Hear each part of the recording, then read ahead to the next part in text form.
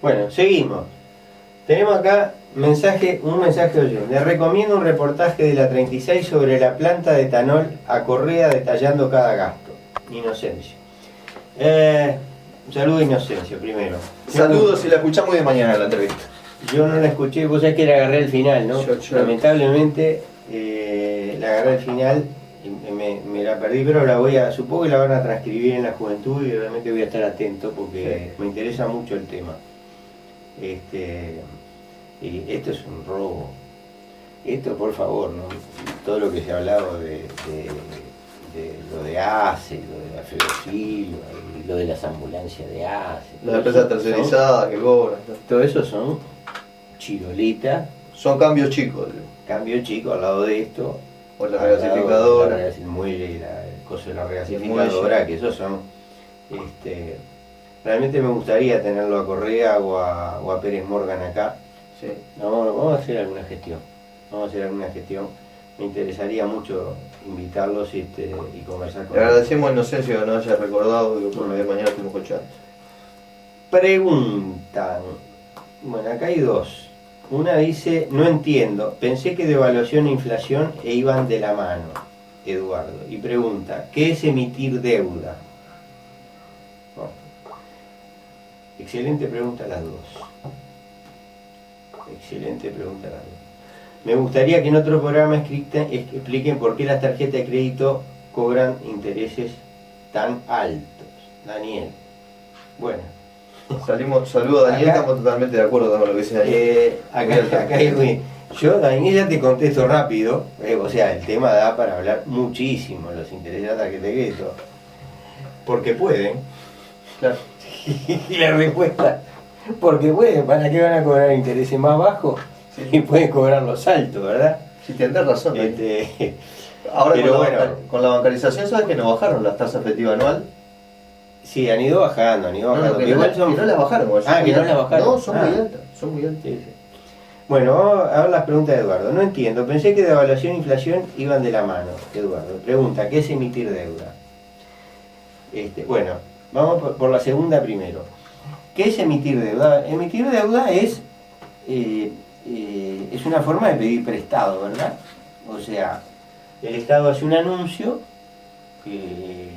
Vamos a suponer, hoy estamos a 4 de agosto, bueno, el 25 de agosto se van a emitir hasta 250 millones de dólares de bonos nominados en unidades indexadas con una tasa del 5% anual y un vencimiento del año 2045. ¿Ah? Bueno, esto, o sea, el tema tiene muchísimas complejidades, ¿eh? Yo lo he estudiado bastante, no creo conocerlas todas, porque tiene muchas aristas, pero básicamente eso es emitir deuda. Entonces, hay un agente emisor, que son, para los títulos del exterior, son bancos internacionales, el HSBC, o sea, el Hong Kong Shanghai Bank, que es un banco con sede en Londres, o el JP Morgan, con nuestro viejo amigo, el conocido, que nos ha costado tan caro, o qué sé yo, el Banco of America. O sea, hay 3, 4, 5 bancos que se ocupan de ese asunto. Se ganan unas suculentas comisiones por ese arduo trabajo y hay dos tipos básicamente de deuda. Ya vamos anticipando algo que vamos a hablar más adelante, si nos da el tiempo, no si nos da, pero si nos da, vamos a hablar más adelante. Hay dos tipos de deuda. Una que se emite en el mercado local y otra que se emite en el mercado internacional. La que se emite en el mercado local, que es algo menos de la mitad, está sometida a la ley uruguaya. Eso es la teoría, pero en la práctica, si uno analiza toda la maraña de tratados de protección de inversión, de regulaciones, de cosas, en la práctica eso no es así. Porque si el gobierno dice no la pago, suspendo los pagos, lo que se le viene encima es toda la arquitectura financiera internacional. Pero bueno, formalmente está emitida con la legislación uruguaya, y los juzgados del Uruguay tendrían vigencia de eventuales conflictos con los acreedores. El resto de la deuda está emitida directamente de acuerdo a la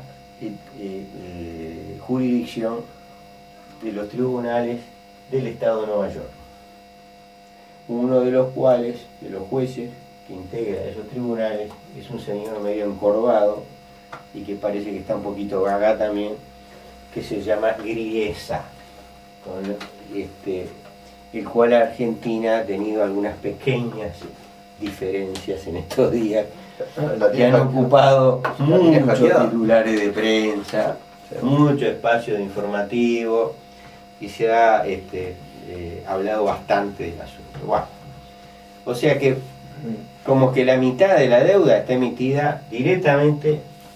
Cualquier problemilla, vamos a parar a Griesa o a alguno de sus colegas, al Estado de Nueva York. La otra está emitida con legislación uruguaya, pero en la práctica, ¿qué pasa? Yo pienso,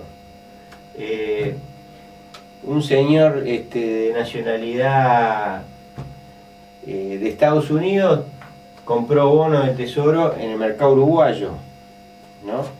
Vive en el Uruguay y se va a presentar a discutir en un coso. El Uruguay tomó alguna medida, el Fondo Monetario Internacional dice: no, pará, usted no puede tomar esa medida, lo vamos a sancionar, o el Banco Mundial, le vamos a cortar los créditos. O sea, en la práctica, aún de la deuda emitida bajo legislación uruguaya, formalmente estamos sometidos al poder del imperio, ¿verdad? O sea que es una falacia que hay deuda soberana. Sí, sí, clarísimo, clarísimo. La única deuda soberana, ¿sabes cuál es?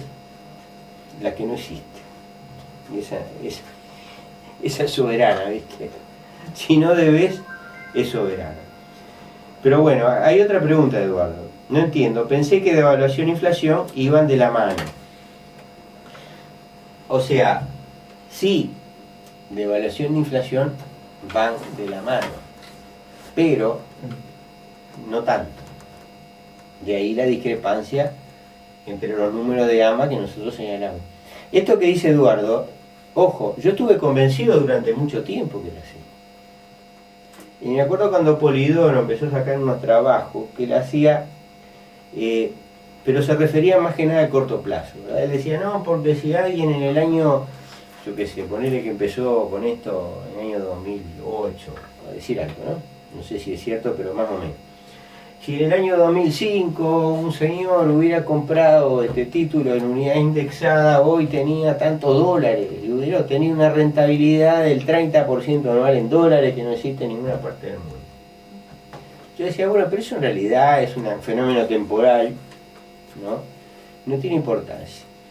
Y un día me acuerdo que conversando con él le digo, pero sé que capaz que vos tenés razón, y esto es mucho más importante de lo que yo hasta ahora me venía pensando, ¿no? Y vamos a hacer el cálculo de largo plazo, a ver qué pasa en el largo plazo. Y eso fue lo que hicimos, ¿no? Un día agarré la planilla esta del INE, miren que no es nada, no es ciencia atómica esto, es un trabajo muy simple, yo no, de matemática mis conocimientos son muy muy limitados, hay que manejar una planilla electrónica, pero no hay que ser un maestro de la planilla electrónica, es elemental, no es un trabajo de gran envergadura, es sencillo.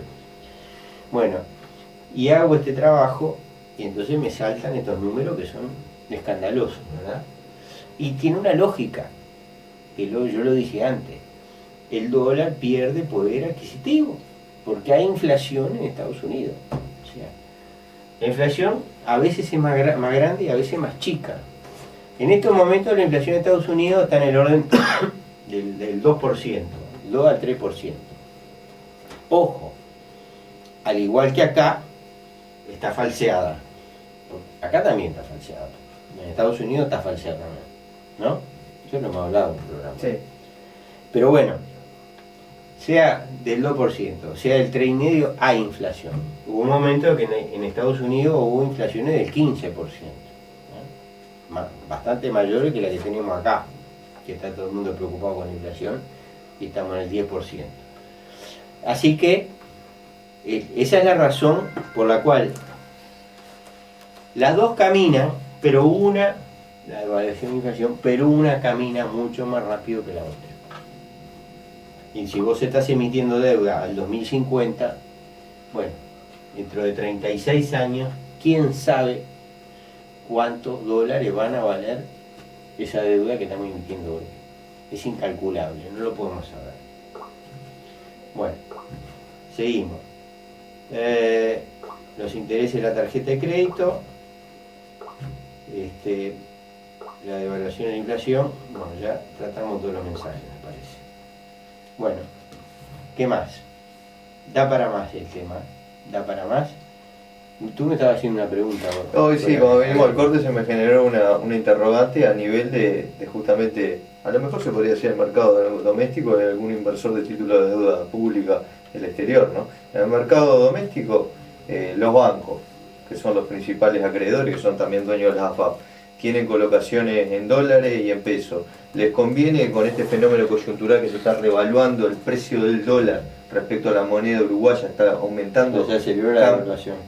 Se aceleró la devaluación. Por cosas coyunturales a veces, porque, o sea, eso lo saben los bancos, ¿no? Como lo suben, lo bajan. Pasarse a peso para comprar los títulos de letra de regulación monetaria emitidos en unidades indexadas, van a ganar más, aunque sea a corto plazo o a mediano plazo, que quedándose con el portafolio en dólares y esperando que aumenten. Porque justamente yo Polidoro lo he leído eso, ¿no? Entonces lo que decía Polidoro era que como había un fenómeno de que el dólar se depreciaba, se cambiaban, y sin hablar de lo que dicen el carry trade ni nada por el estilo, o sea, de maniobras especulativas de corto plazo, que se cambiaban, vendían los dólares por peso, porque el dólar estaba bajando, compraban letra de regulación monetaria, cuando saldaban el negocio si se iban con los dólares, o sea, generaban una diferencia por tasa y valor del dólar que ganaban plata. Ahora, la pregunta es esta, hoy en día, ¿qué pensás que pueden pensar eso? Acá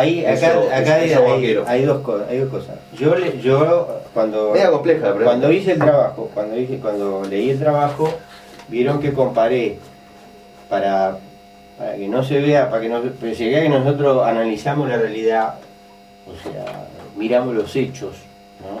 Y no forzamos los hechos para que quepan dentro de nuestra concepción, sino que tratamos de crear una concepción a partir de los hechos, ¿no?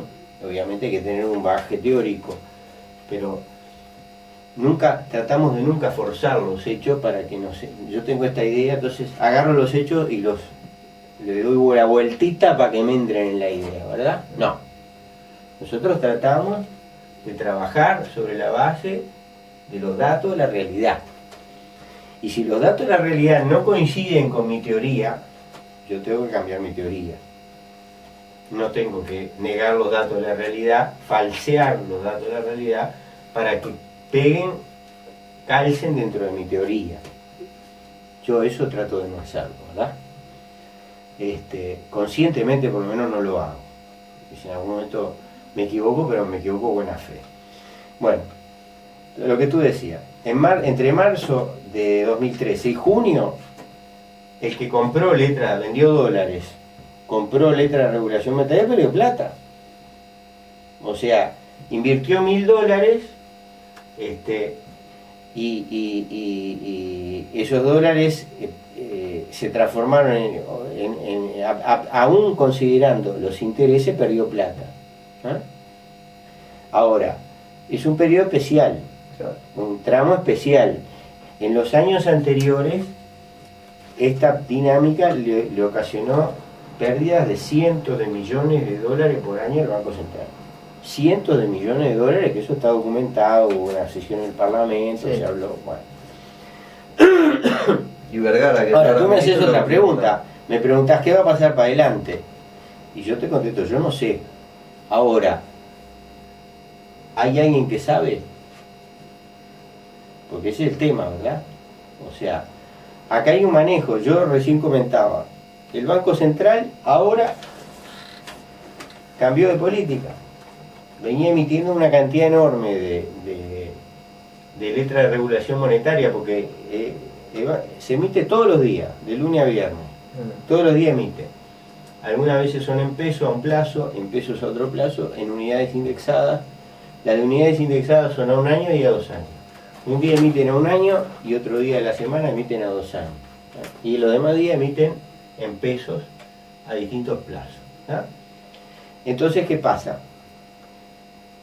De repente bajó la cantidad de emisión.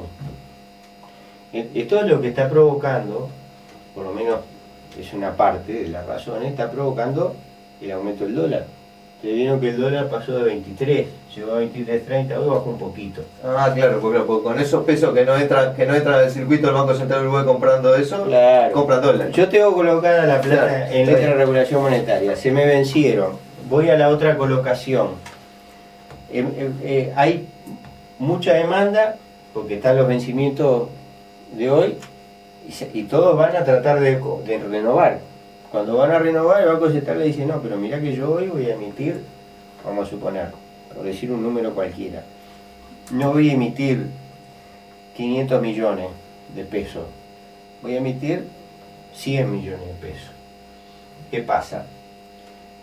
Como la tasa de interés es competitiva, o sea, se presentan ofertas y el Banco Central toma todas obviamente las que reclaman interés más bajo, se produce una caída de la tasa de interés, porque el Banco Central tiene una cantidad de ofertas, es como que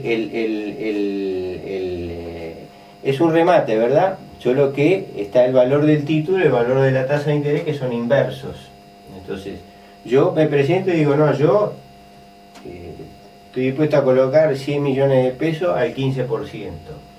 Otro se presenta al 14%, otro se presenta al 13%, otro al 12%, otro al 9%. El Banco Central, como va a emitir nada más que 100 millones de pesos, dice, bueno, tomo la que me ofreció, pidió el 9%. Yo no sé si queda claro. ¿Queda claro, Oscar? Pablo, bueno, usted por y hay un remanente de dinero que no se coloca porque no se actualizan las nuevas emisiones. ¿Y a dónde va ese dinero? Ese dinero en pesos, ¿dónde va? Va al dólar. Compramos dólar. Y entonces eso hace subir el precio del dólar. Subir el precio del dólar. ¿Por qué está haciendo eso el Central ahora? Podemos plantear algunas hipótesis, a lo mejor descubrieron.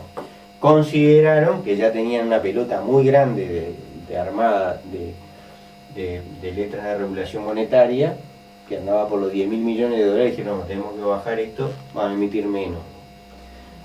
Otras que querían hacer subir el dólar. A mí me sorprende un poco porque evidentemente el aumento del dólar va a repercutir en la inflación. No tengo ninguna duda, ¿verdad? Sí, los productos que componen el IPC de la canasta de importado, el dólar es... Sí, por supuesto. No, ojo, acá tenés dos puntas. Uno los bienes de importación, sí, y otro los de exportación. Sí. Porque ¿de qué depende el precio de la carne que compramos nosotros en la carnicería? Y depende el precio de exportación de la carne. Si mañana la carne en el mercado internacional baja a la mitad, no te la van a bajar a la mitad, eso sacátelo con peine fino, pero la carne seguramente va a bajar. Y si mañana el precio de la carcasa de 4.000 dólares se va a 6.000 dólares, ahí sí, estate seguro que la carne va a subir un 50%. Sí. O sea, el corte que hoy está a 200 pesos va a subir a 300. Entonces, si se devalúa, quiere decir que van a sacar más pesos, van a cobrarte más pesos por cada dólar que vale la carne en el mercado internacional. O sea que actúa por los dos mecanismos. Lo que se importa aumenta y lo que se exporta también aumenta. Y como esos dos, en definitiva, van a influir sobre los salarios, porque los salarios también, la inflación no se debe a los salarios, pero tienen su influencia, ¿no? Porque el peluquero, vamos a suponer, el empresario peluquero, ¿no? El que tiene su propia peluquería, el que tiene su propia peluquería también, si le sube todo, tiene que subir el precio del corte de pelo, ¿verdad? O el que paga monotributo vende una fecha. Lo que sea, la institución de enseñanza, si sube el salario, tiene que subir la cuota de la enseñanza privada, digamos, ¿no? Tiene que subir la cuota, ¿no? Entonces, hay una parte de los servicios, bienes y servicios que se ofrecen en el mercado local que tiene una incidencia el nivel de los salarios. En la formación del precio. En la formación de precios. Por supuesto, no nos adherimos a la tesis de Vergara de que hay que desindexar porque van a poquito. Lo que quiere Vergara es lo contrario, que bajen los salarios para disminuir la inflación. La inflación tiene otras causas, ¿no? Claro. Bueno. Entonces un amigo me manda un correo después que lee este trabajo y me dice: no sé si no deberíamos también haber calculado la diferencia de cotización del dólar en pesos y su cotización actual en pesos en el 69 y su cotización mensual en peso, incorporando la difícil traducción de los sucesivos pesos habido de entonces con reducción de cero y demás. Bueno, yo lo hice. Es 1,1 millones de veces, o sea, 1 millón de veces se aumentó la inflación. Es la inflación, el aumento de precios del año 1969 hasta ahora. 1 millón de veces. Y la devaluación anduvo 12 veces más lento, o sea, anduvo por alrededor de, no me acuerdo bien, 85.000, 90.000. ¿Ah? O sea que esa cuenta no es difícil de hacer. Ahora, en pesos nominales, yo me acuerdo que en aquellas épocas, alrededor del 69, nosotros íbamos al estadio, me acuerdo. Salíamos a tomar unas cañas, nos comíamos una pizza, qué sé yo, y gastábamos 200 pesos. 200 pesos que después tuvieron dos transformaciones, no me acuerdo si 2 por 1000 o 1 por 100 y otra por 1000, ahora ya no me acuerdo. ¿Te acordás? No, pero hubo uno que fue bastante reciente, en el 93, por ahí. Ah, de esa sí, por supuesto. Del nuevo peso al peso. Del nuevo peso al peso. Pero hubo otra antes del peso al nuevo peso. Oscar? Siempre, vos que sos joven y sano. Siempre se le sacó algún cero de los de la derecha. Un montón de cero. Bueno. Si se paga al acreedor en pesos, y vamos a comentar esto que es interesante y que creo que ahí terminamos, parece ventaja hacerlo en una moneda que el país emite, aunque sea reajustando por las unidades indexadas. Ahora, si hay que cambiar a dólares para pagar, ahí la cosa es diferente, pues se sigue atado al dólar. Claro. Bueno, acá es interesante la pregunta. Fíjense cómo funciona. Los títulos emitidos, nominados en pesos, emitidos bajo jurisdicción internacional, el acreedor, fíjense, el título está nominado en pesos, puede ser en unidad indexada, eso está prácticamente todo en unidad indexada. Están en unidad indexada, ¿no? El acreedor los puede integrar en dólares. O sea, el acreedor le entrega a la tesorería dólares. La tesorería los cambia a pesos al interbancario creo que es del día anterior o de 2 días antes, y le acredita tantas unidades indexadas, hace la conversión a unidad indexada del valor del día, de pesos por unidad indexada, y le acredita al titular de esa cantidad, de esos títulos, le acredita una cantidad de unidades de pesos X. ¿Ah? ¿Queda claro? En realidad de unidad indexada. ¿Ah? Sí. Pero ¿qué pasa cuando se vence el título o cuando va a cobrar los intereses? Le van a acreditar en una cuenta, que es una cuenta de un corretaje, los intereses, de un banco, los intereses. El Banco Central, la tesorería en este caso, le pregunta: ¿usted lo quiere en pesos o en dólares? Si lo quiere en pesos, le pagamos pesos. Si lo quiere en dólares, le pagamos dólares. O sea, lo convierte otra vez al interbancario de día antes o de 2 días antes y le paga los dólares. Si lo quiere en pesos, le paga los pesos. ¿Queda claro? Cuando sale de dólares, salen de la reserva. Cuando no. sale dólares, a ver, las reservas son del Banco Central, esto es la tesorería. No sé. Me hiciste una pregunta que tiene su vuelta, ¿viste? Pues, todo esto es muy fácil así, pero cuando uno va a los detalles, Claro. no es tan fácil. La mecánica fina. La mecánica no es tan fácil. En el caso de las emisiones en moneda en la plaza local, yo sé que se pueden integrar en pesos, en dólares. O sea, cuando la letra de regulación monetaria el corredor va al Banco Central, esa la emite el Banco Central, ¡pam! Entrega dólares. El Banco Central hace la conversión a pesos. No sé, a la inversa no sé cómo funciona, no sé si uno puede pedir los dólares. Pero es lo mismo, a ver, en una situación con control de cambio, sin control de cambio, como hay en el Uruguay, ¿no? Suponiendo que se mantenga toda esta arquitectura, la libertad, la ausencia de control de cambio es fundamental, es exactamente lo mismo, porque si yo me pagan pesos y voy a ir al mercado a comprar dólares, lo que voy a hacer es hacer subir el dólar. Vamos a suponer que hay un cambio voluminoso, voy a hacer subir el dólar. Al final es lo mismo. Porque claro, sí, vos decís, no, el Banco Central agarró, ese día le vencieron 500 millones de dólares, un título, 1.000 millones de dólares. ¿Qué hizo? Agarró, puso a andar la maquinita, inventó los pesos de la nada, pero eso lo puede hacer Estados Unidos, Claro. que tiene la moneda de reserva mundial. Pero si haces de acá, vos largás el equivalente de 1.000 millones de dólares en un día de pesos en la plaza local, lo que haces es el dólar se te va al diablo, se te dispara, y al final, para evitar un cataclismo que significa una devaluación brusca de ese monto, ¿qué tenés que hacer? Agarrar el Banco Central y salir a comprar, a vender dólares para recuperar esos pesos. Entonces el mecanismo... Perdés por los dólares. En teoría, sí, es mejor, vamos a pagar pesos. En la práctica, lo único que tendría sentido sería emitir en pesos. Claro. Pero eso, digo, pagaría una tasa de interés fabulosa, ¿no?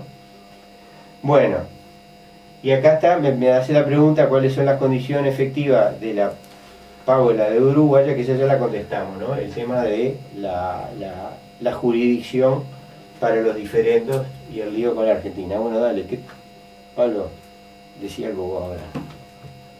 Yo lo que secó la boca. quería decir era que le dieron una baliza a un maestro en Casaballe, digo, ¿no?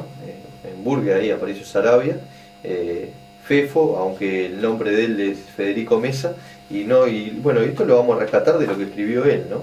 Que estaba acompañando a unos vecinos que estaban haciendo una manifestación pacífica ahí. Cuando se terminó eso, estaban acomodando él un contenedor que habían tirado contra Burimá, y al intentarlo levantar, que ya cayó la policía ahí, y bueno, una violencia bárbara, ¿no? Le pegaron al maestro. Y dice Federico Mesa, el maestro, dice: Andrea, la violencia fue desatada por la policía que actuó en el lugar. Me acerqué al patrullero para hablar y explicar que nada estaba pasando, porque pararon a un adolescente y le dieron contra el patrullero, y sin mediar palabra un policía, el de la primera foto, me empuja y me da la cabeza contra el patrullero, ¿tá? Y bueno, entonces digo, esto también se circunscribe en cómo trata no solamente a los pobres, sino a los maestros del gobierno, y bueno, todo un hecho muy lamentable. Nos solidarizamos con los maestros está directamente relacionado con y también está relacionado a todas las cosas. Bueno, y terminamos, ¿no? Terminamos, un abrazo a la audiencia. Hasta la semana que viene.